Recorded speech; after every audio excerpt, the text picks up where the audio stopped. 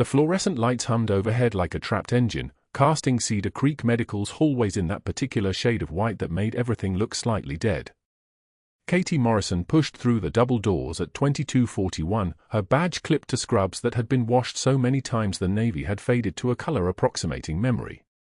The night shift stretched ahead of her like a runway she'd walked 1,000 times, medication passes, vital signs, the occasional patient call light burning through the darkness like a signal no one was really expecting her to answer.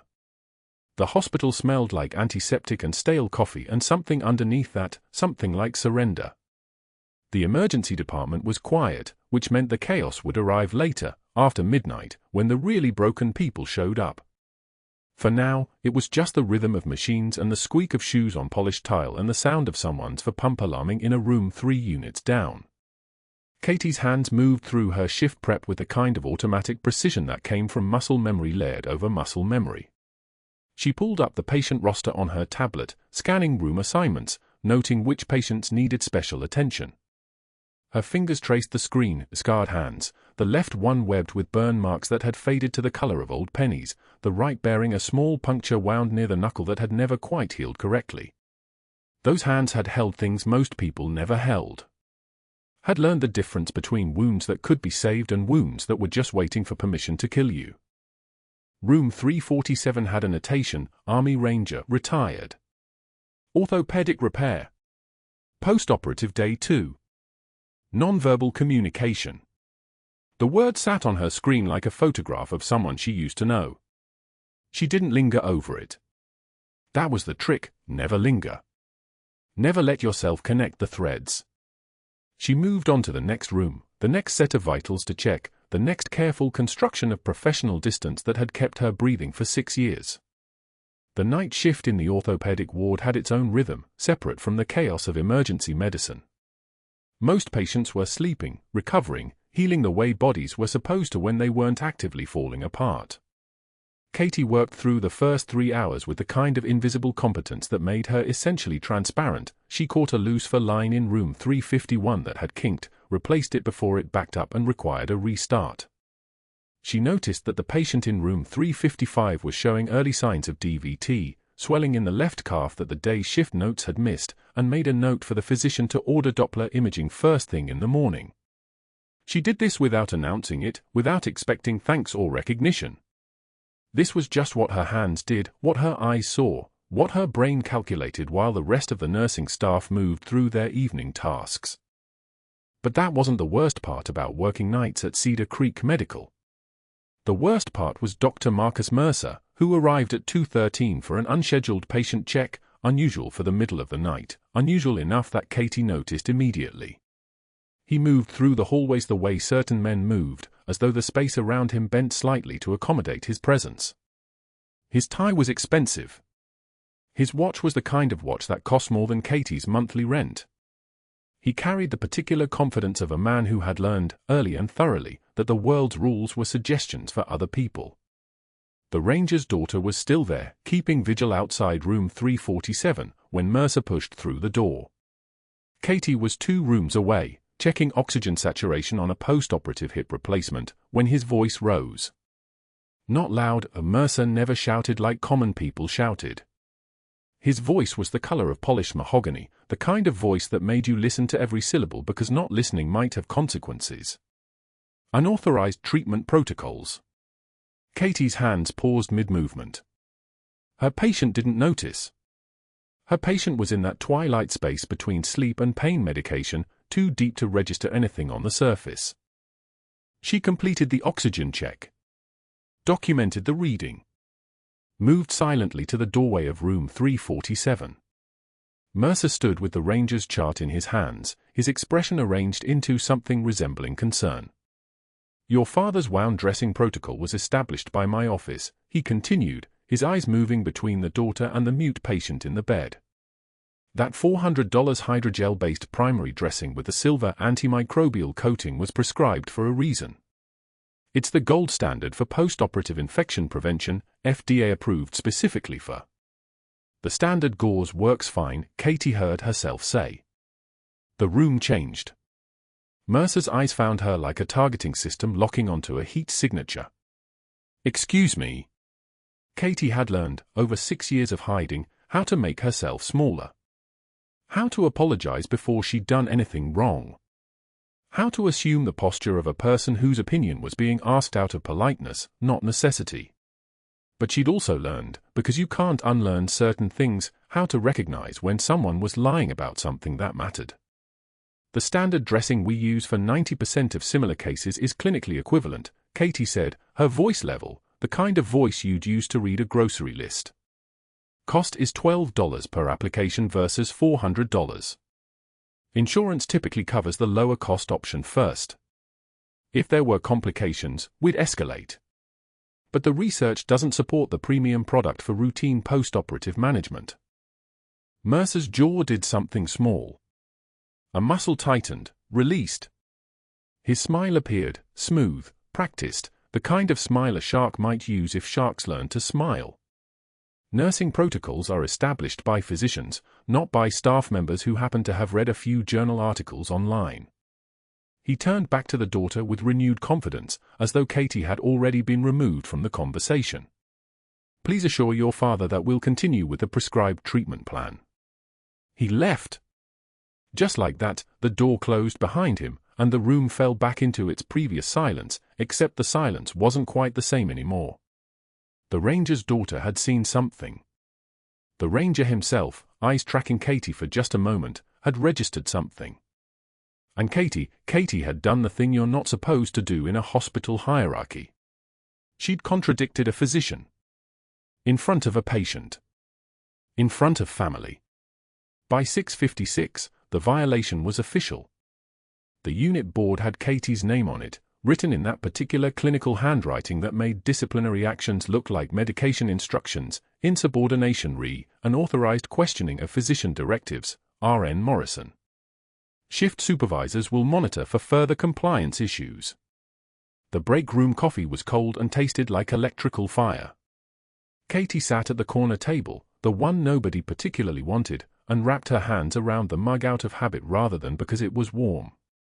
The early morning shift was coming in, the day nurses, the ones who worked under the lights when the hospital's real business happened, when families were present and discharge papers were signed and the machinery of institutional medicine ran at full capacity.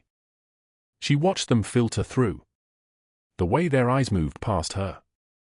The way conversations that had been happening stopped mid-sentence. Not because they were afraid of her. Because Mercer had made it clear, via the unit board and the whisper mill that moved through Cedar Creek Medical faster than any official memo, that Katie Morrison was a problem. A nurse who didn't respect chain of command. A nurse who might make things difficult. One of them, Jennifer, who worked pediatric trauma and had always nodded to Katie in hallways, approached the coffee maker, then noticed Katie at the table. Jennifer's expression shifted. She filled her cup and moved to the opposite side of the break room, where 3 other nurses had already positioned themselves, their voices rising slightly, as though volume could create a moat. Katie didn't react.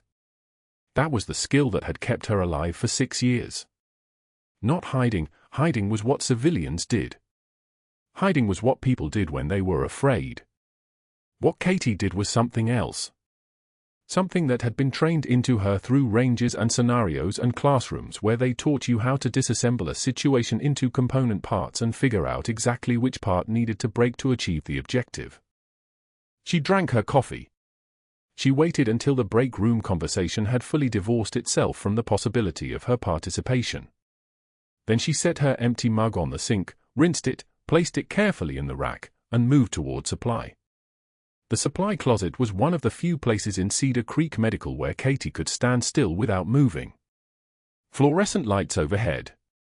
Metal shelves. The smell of latex and sterile packaging and something underneath that was just the smell of controlled systems, of things arranged so they wouldn't chaos. She pulled her jacket from where she'd hung it, plain navy windbreaker, nothing identifying, and felt the weight of the thing she'd carried every shift for 6 years. The unit patch. It was faded now, maybe from washing, maybe from time itself. The ranger's insignia, the crossed rifles, the scroll beneath bearing 2 numbers, 75 and 2. She'd sewn it into the lining herself, using a needle from her personal first aid kit and thread that matched the fabric so closely that you wouldn't see it unless you were looking specifically for the seam. The patch had belonged to the 75th Ranger Regiment, Company B, 2nd Platoon. It had been worn on a uniform that Katie had seen in photographs for the first time when she was told to report to a nondescript office in Arlington, Virginia, where a man with Lieutenant Colonel insignia on his uniform had explained to her that her service record was being reclassified, that a particular extraction operation outside Tikrit in 2018 had not occurred, that her name would be removed from all official documentation, and that she was to return to civilian life and maintain absolute silence regarding her military service. The man had not asked her if she understood. He had not asked her if she was prepared to disappear. He had simply told her these things were happening, and then he had walked her out through a door that did not appear on any official building diagram, and Katie had spent the next 6 years in Cedar Creek Medical, pushing medications and checking vitals and maintaining the posture of a person who had never held a rifle, never rappelled from a helicopter, never carried 214 pounds of wounded Ranger through enemy-controlled territory while his blood ran black under her uniform. She touched the patch. Just one fingertip. Enough to confirm it was real. Enough to remember that the thing she had been told to bury was still real, still there, still part of her, even if the government's databases insisted she had never been. Room 347's patient file had a name, John Dalton. Age 52. Service dates, 1992 to 2014. Rank, Staff Sergeant, retired.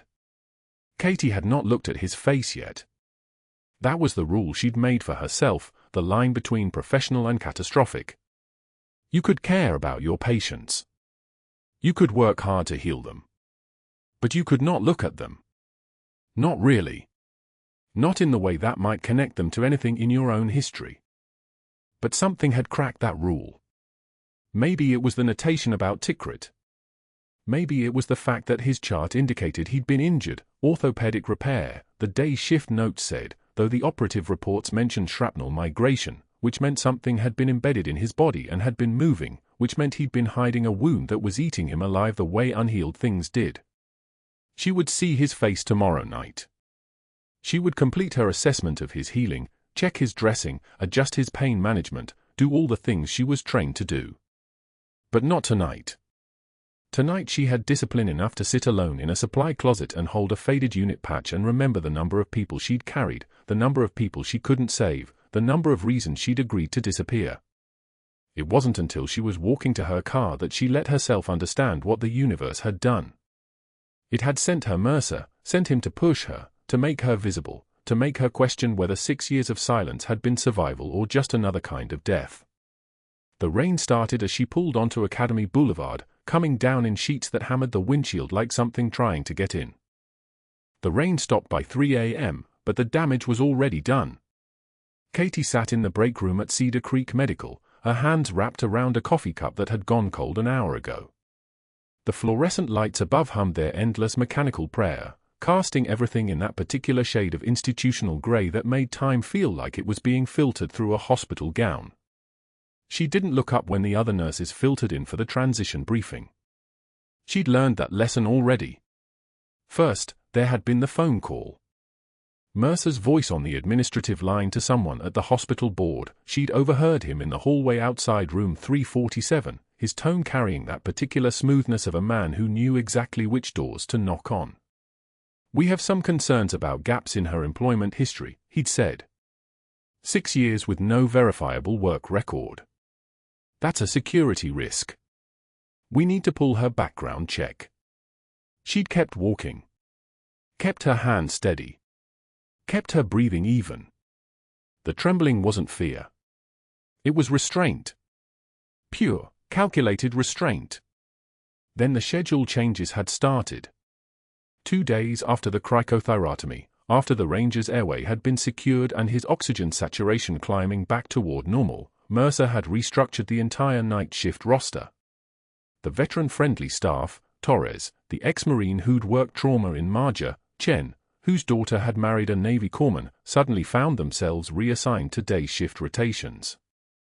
Operational efficiency, Mercer had called it during the morning briefing, his eyes never quite landing on Katie. "We need stronger continuity on the later hours." The room went so quiet you could hear the keyboard clicks as the nursing supervisor updated the schedule in the system. By that evening, Katie was alone on nights. Completely, deliberately alone. The isolation was precise. Strategic. A competent man's weapon. The master schedule came next, Mercer's final calculated move before the escalation. Katie had discovered it on Tuesday when she logged into the portal to check her assignments. Every single shift for the next 4 weeks had her listed for the graveyard rotation, 11 p.m. to 7 a.m., solo on the medical surgical floor with only minimal coverage from the ER. No overlap with day shift. No witnesses during her procedures. No colleagues to corroborate anything she reported. It was the kind of scheduling that didn't violate union rules, didn't technically violate anything at all. It was just hostile enough to have teeth. "You can't honestly think this is a coincidence," she'd said to Torres in the parking lot during his final night shift. He'd looked at her with the careful expression of a man who knew better than to get involved. "Mercer's already made calls," Torres had said quietly. "People are scared. They have families. They have mortgages." He'd paused, then added, "Whatever you did, it was right. Just so you know. But I can't help you with it." Katie had nodded. She'd known that before he said it. The break room had been her mistake. She'd needed coffee that didn't taste like the despair creeping in at the edges of her vision, and the main pot in the nursing station had been empty. She'd grabbed her mug, chipped ceramic with a faded Army Ranger insignia that she'd bought at a post exchange 8 years ago, and headed for the break room. 3 other nurses were there. She didn't recognize 2 of them. The third was Patterson, a day shift RN who'd been friendly enough in passing. Katie had pulled her coffee, had poured it steady and slow, had been reaching for the creamer when Patterson stood up. So did the other 2. Without a word. Patterson hadn't looked at her, not directly, but Katie had caught her eye contact with the other nurses, that brief, coordinated glance that said everything. They gathered their cups and left.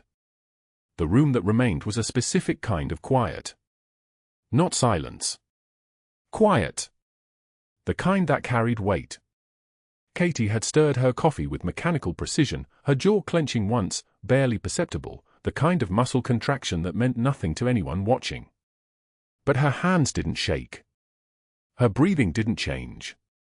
She'd stood there for exactly 4 minutes, and then she'd left the break room and gone back to her charts because that was the job.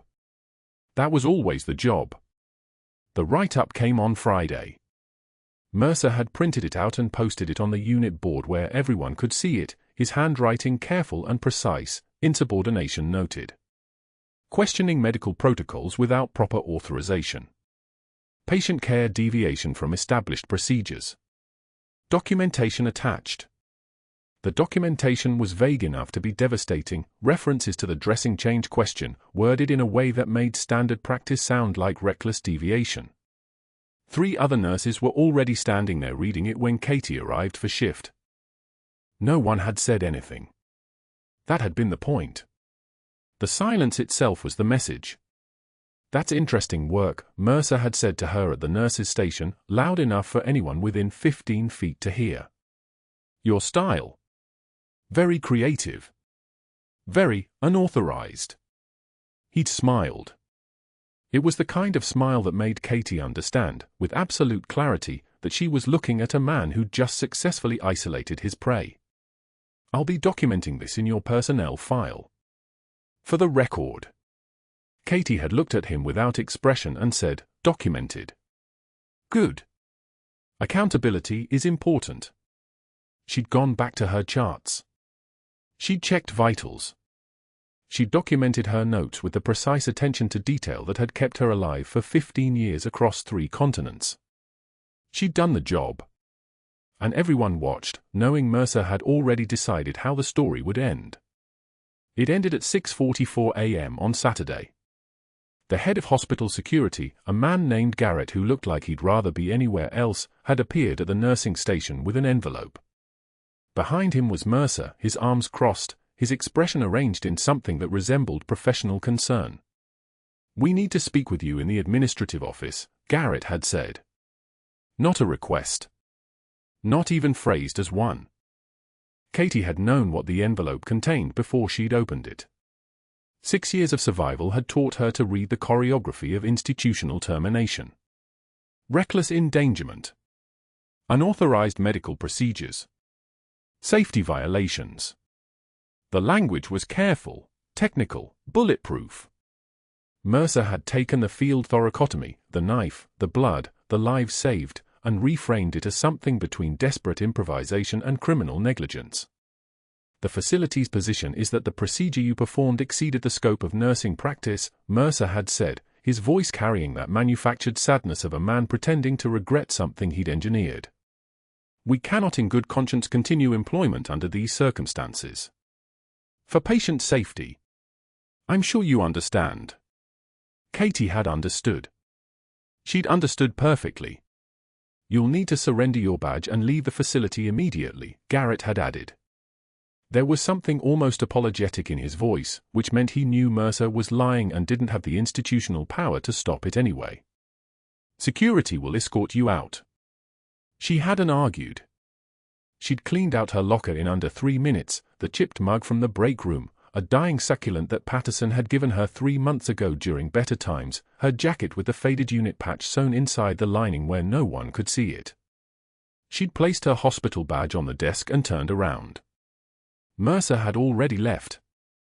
Of course he had. He didn't need to watch the ending. He'd already written it.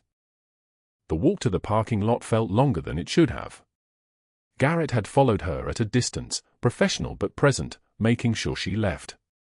The sun was starting to think about rising, painting the sky in shades of pink and orange that felt like mockery. By the time Katie reached her car, the rain had started again, not the sheets from before, but a steady drizzle that soaked through her scrubs and made the cardboard box soggy at the edges. She'd sat in the driver's seat for exactly 7 minutes. She hadn't cried. The tears would come later, alone, where no one could see them.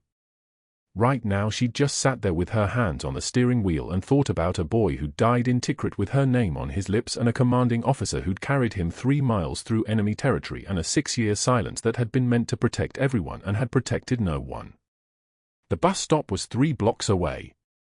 She'd left her car there, left her job, her apartment lease that ran through next month, her phone number that no longer mattered. Somewhere in the Pentagon's buried files was a Captain Katie Morrison who'd done something that required her complete erasure. Now there was just a woman with a cardboard box and nowhere to put it. And that's when her phone rang. The bus stop shelter leaked. Rain hammered the asphalt outside, and Katie Morrison stood motionless in the cardboard box zone between the bench and the trash can, her uniforms folded into a box alongside a cracked coffee mug, a succulent gasping its last breath in a clay pot, and a photograph of her son in dress blues. The termination papers were still warm. Reckless endangerment. The words felt like someone else's crime. Her phone vibrated at 2:13 a.m. Unknown number. She didn't answer unknown numbers. Not anymore. Not since Tikrit. It rang again at 2:14. Third call at 2:15. This time she opened it without speaking. Captain Morrison. A female voice. Clipped. Military. This is command. We need you. Cedar Creek Medical, room 347. Patient is flagging. ETA 8 minutes. The line went dead. Katie didn't question it. She didn't ask how they found her, or why they were calling now, 6 years after she'd agreed to disappear completely. The cardboard box went back into the bus shelter. She moved. Cedar Creek's night entrance was dark enough that the security guard was watching his phone instead of the monitors. Katie had never worked the night shift before Mercer assigned her to isolation. Now she knew every door, every camera angle, every stretch of hallway where the fluorescent lighting dimmed. Room 347 was for turns past the supply closet where she'd cried exactly once, the night she read the photograph on the back of the ranger's admission form and recognized the face of the man who held her son as he bled out in a firefight that was officially never happened. The monitors outside 347 showed what every nurse dreaded: rhythm degradation. The Ranger's trace flatlined horizontally, then jolted back. Then flatlined again. She pushed through the door. The room was a graveyard. No call light answered. No staff in response to the alarms that had been screaming for 6 minutes according to the timestamp on the monitor. Mercer had reassigned the night crew to the floors above and below. She was the only one assigned to this wing between 2100 and 0600 hours. Intentional. Strategic. Calculated. The Ranger's body seized. Not the controlled twitch of a seizure, this was airway collapse. His jaw clenched. His chest heaved against the mattress. His eyes were open but unseeing, the pupil response sluggish, the kind of sluggish that meant minutes, not hours. Katie didn't reach for the call button. Mercer would arrive in 4 minutes if she called it. 4 minutes meant a dead man. She moved instead to the bedside and lifted the Ranger's head to check the source of the problem. Her fingers found it immediately, the anterior throat swollen, the airway narrowing, and underneath the swelling the unmistakable shape of something metallic. Shrapnel. Embedded fragments lodged in the larynx or trachea, shifting with movement, crushing the airway with each breath. The EKG monitor showed 48 beats per minute and dropping. Profound bradycardia. The kind that meant the brain was already dying. Katie's hands moved before her conscious mind finished processing. She unbuttoned her uniform jacket and reached into the lining. The faded unit patch was sewn there, fabric worn soft from 6 years of her fingers finding it in dark moments. Beneath it, the blade. A combat knife, not regulation, not hospital approved, just a thing she'd carried since Tikrit because some muscle memories never expired. She'd kept it sewn in her jacket lining through her entire nursing career. Just in case. This was the case. She didn't think about liability. Didn't think about Mercer's reaction. Didn't think about the discharge papers already signed. The knife came out and she was already turning the Ranger's head to access the cricothyroid membrane, already finding the anatomical landmarks, the thyroid cartilage, the cricoid cartilage, the space between them no wider than a pencil. The room went dead silent except for the monitor's desperate rhythm. Katie's breathing didn't change. Her hands didn't shake. She'd done this before in Fallujah, in Sanjin Valley, in FOB Shank where the surgical teams were 2 helicopters away and wounded soldiers didn't have the luxury of protocol. The knife went in at a 45-degree angle. The hiss of air escaping came immediately. She rotated the blade 90 degrees, creating an opening, and then she was pulling the knife free and fitting her fingers into the airway, feeling for fragments, extracting a piece of shrapnel the size of a thumbnail, metal still warm from the Ranger's body. The second piece came free in her palm. Then the third. The monitor climbed. 52, 58, 64, 71. She reached for a 14-gauge angiocath needle on the supply table, muscle memory again, just reaching and finding, and inserted it through the opening she'd created, positioning it superior to the stoma to prevent subcutaneous emphysema. The oxygen saturation numbers started their climb. 68, 71, 76, 82, 88, 92. Stable. The Ranger's color returned. The desperate heaving stopped. His pupils began to respond again to the overhead light. Katie stepped back and breathed for the first time since she'd walked through the door. The Ranger's eyes found hers. Conscious now. Present. Alive. His mouth moved soundlessly, his vocal cords were scarred into silence from the same explosion that had sent shrapnel into his throat, and his hand came up slowly, trembling with the effort of a body that had fought death for 6 minutes and won. His fingers found her wrist. His lips shaped a single word. Phantom. That was all. Just the call sign she'd carried through Tikrit, the call sign she'd traded for disappearance, for erasure, for 6 years of being nobody. The Ranger, still alive because of 60 seconds of action she'd never forget, knew exactly who she was. But that wasn't the worst part.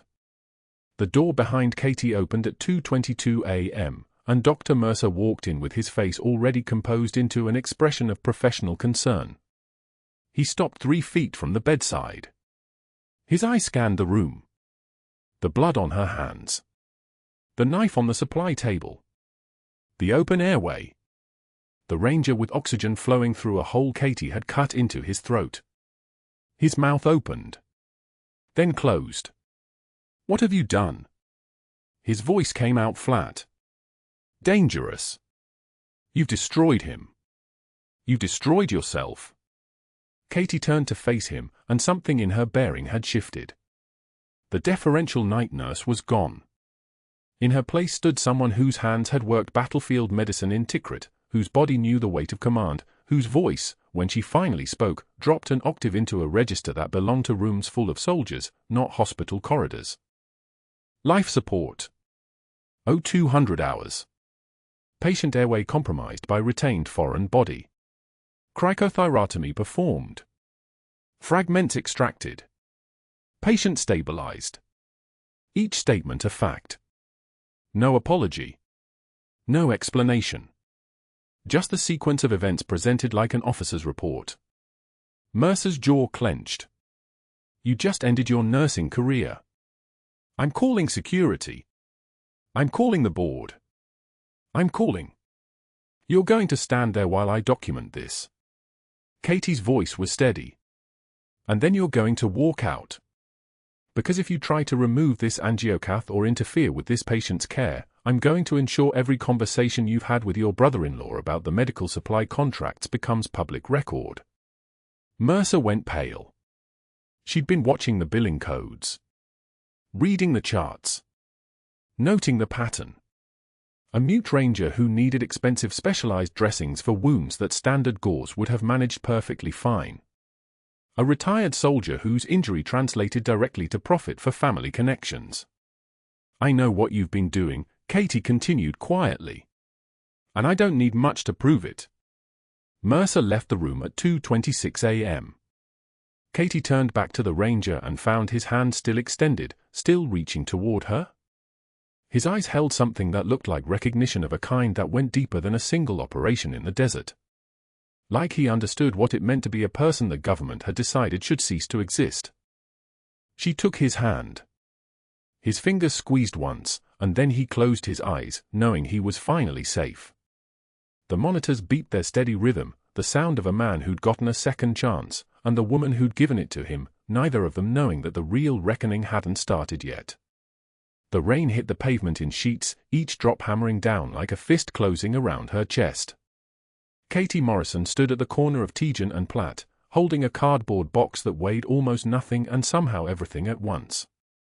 The box contained 3 items: a mug with a hairline crack running down its side, a succulent plant that had turned brown 2 weeks ago despite her careful watering, and a photograph in a plastic sleeve showing a young soldier in dress uniform, his shoulders squared, his eyes bright with the kind of certainty that only comes before you understand what the world can take from you. The bus stop bench was wet. She sat anyway. Her scrubs clung to her skin, and the October cold gnawed at her shoulders, but she didn't move to find shelter. Around her, the city of Colorado Springs carried on. Cars hissed past on wet asphalt, their taillights bleeding red into the darkness, a distant siren wailing somewhere toward the hospital district. She'd worked that corridor for 6 months. Walked those hallways. Touched the monitors that tracked the Ranger's recovery. And now that was gone. The termination papers had been formal, clinical, the language precise and devastating. Violation of protocol. Unauthorized medical intervention. Reckless endangerment of patient safety. Dr. Mercer had waited until 08:47 hours, after the morning shift arrived, before escorting her to HR with security flanking like honor guards. Not an honor guard. An execution detail. The HR director, a woman named Patricia Chen who'd never made eye contact with Katie before, slid the paperwork across a desk that smelled of lemon furniture polish and typed a dozen keystrokes that erased Captain Katie Morrison from every Cedar Creek medical system in existence. Badge access terminated. Email disabled. Her name scrubbed from the staff directory. By 0900 hours, she was no longer a person who worked there. She was no longer a person who worked anywhere. But that wasn't the worst part. The worst part was that she'd seen it coming, measured and inevitable as a monitor flat line, and she'd done nothing. She'd cleared her locker in silence while the morning shift pretended not to watch. She'd removed her badge from around her neck, the weight of it lifting like a stone from her chest, and placed it on the break room counter without ceremony. The other nurses had shifted their eyes away. Even Martinez, who'd brought her coffee on her third night, who'd asked about her son, couldn't meet her gaze as she walked past with the box in her hands. She'd built her entire life on the principle that invisibility was safety. 6 years ago, in the pre-dawn darkness of a compound in Tikrit, her extraction team had gone into an objective that was supposed to be surgical, clean, in and out with intelligence that would redirect a cell targeting medical personnel. Instead, they'd found something else, something classified enough that the Pentagon's decision had been immediate and absolute. The operation was buried. The team was scattered. And Captain Katie Morrison, who'd carried 12 wounded soldiers across 3 kilometers of hostile terrain, who'd held her son's hand as he died in a Black Hawk medical bay, was ordered to disappear. Not die. Disappear. The military had been thorough about it.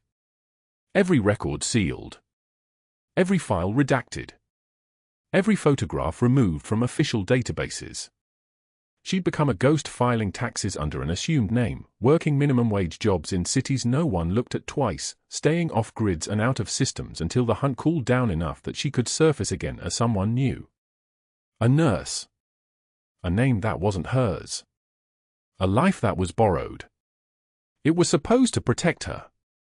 It was supposed to protect everyone else from whatever the truth of Tikrit actually was.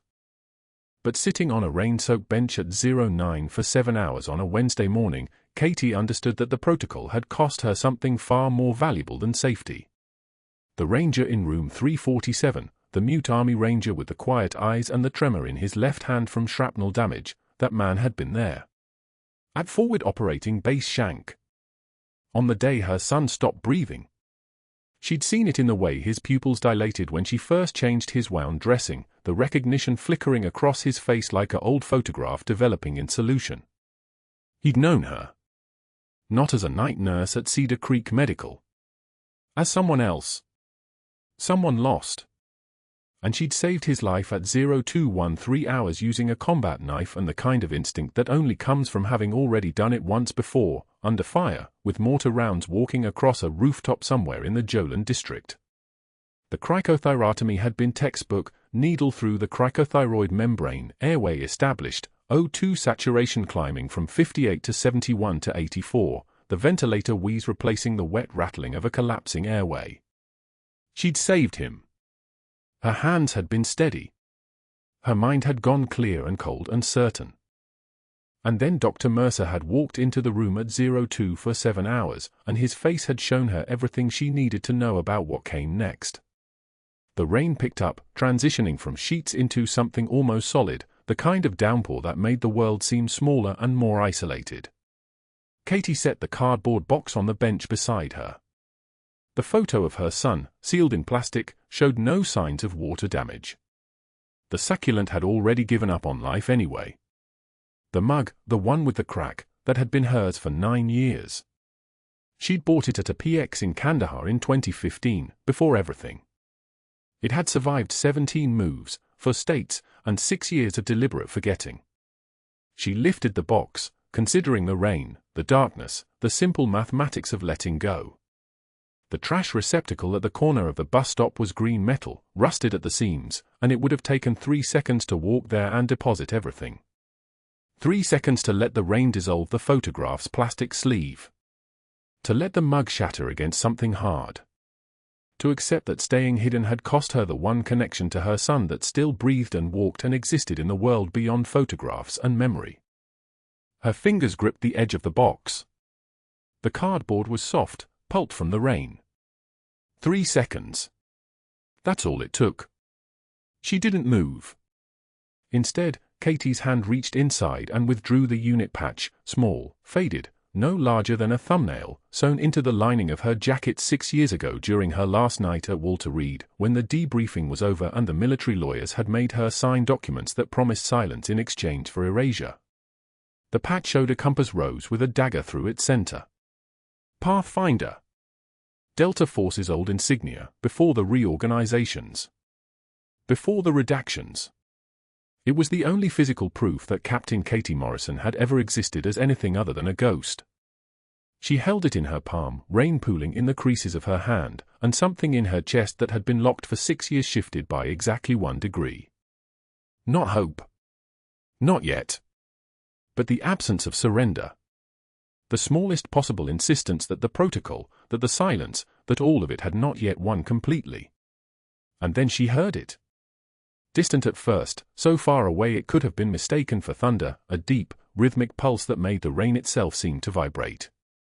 Then another sound joining it. Then a third. The sound grew closer, moving through the city like a heartbeat moving through a body, and Katie Morrison lifted her head and recognized the distinctive percussion of rotor blades cutting through wet October air. 3 seconds.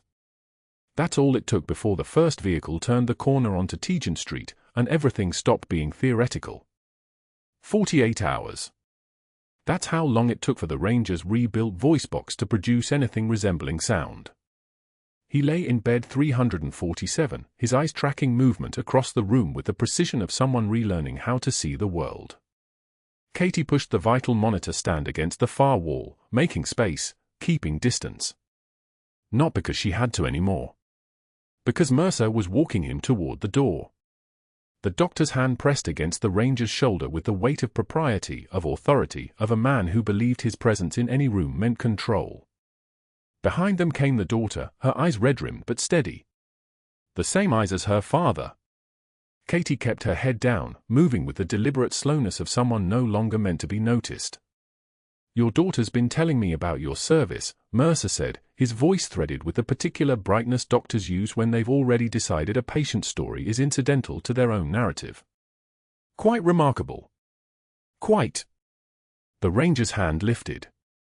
One finger, pointing at Katie. His mouth opened. The rebuilt vocal cords, reconstructed from tissue grafts and surgical precision, produce sound the way dry earth produces rain, sudden, improbable, transformative. A single syllable escaped between his teeth, barely more than a whisper, but it traveled across that hospital room like a live wire. Phantom. Katie's hand stopped moving. Her breath caught in a place deeper than her lungs. Nobody called her that. Nobody alive had the clearance to call her that.